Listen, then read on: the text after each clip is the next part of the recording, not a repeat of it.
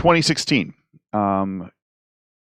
Alzheimer's disease results in loss of cognitive ability beyond what is expected of typical aging. A local newspaper published an article with the following headline: Study finds strong association between smoking and Alzheimer's. A little bit slower, big results. The article reported that the study tracked medical histories of 21,123 men and women for 23 years. The article stated that for those who smoked at least 2 packs a day, the risk of developing Alzheimer's was a 2.57 times the risk of those who did not smoke. So identify the explanatory and response variables. When we did this in my class, everyone was just like boom, boom, boom. Explanatory and response variables are something that typically are covered better now, starting with Algebra 1 and up. So this shouldn't be, hopefully this isn't a change for you. Explanatory variable, what is causing the problem? It's smoking 2 packs or more a day. The response variable, what is changing because that is happening? And it's the development of onset of Alzheimer's. So again, not a big surprise there. For part B, is the study described in the article an observational study or an experiment? Take a look. Think about it. The big idea with an experiment, what happens? You're right. A treatment happens. And since there is no treatment here, it's going to be an observational study. You're just looking at the results. We can't say for sure it happens, but we can say there's an association between the two. It seems to look like something's important.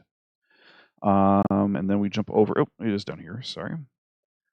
So exercise, regular weekly exercise versus no regular weekly exercise, was mentioned in the article as a possible confounding variable. Explain how exercise status could be a confounding variable in the study. Now, I circle that and I'll get back to that important part here in a second, but let's talk about the answer first.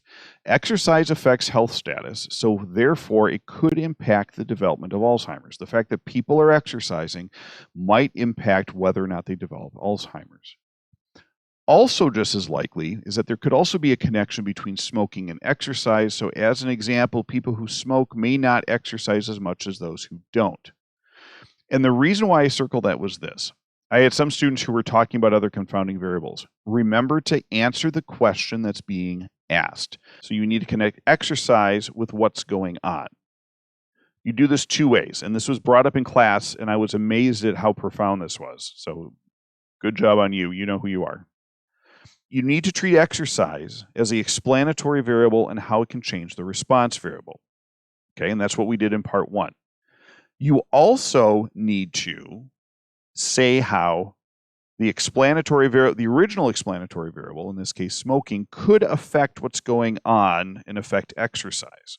Because if exercise does impact what's going on in terms of Alzheimer's, the fact that the original explanatory variable might be changing a different response variable, in this case exercising, which then could also then link into what's going on at the end, is huge. So you need to kind of treat whatever confounding variable that they're mentioning and link it both to the response variable and also to the explanatory variable. Okay?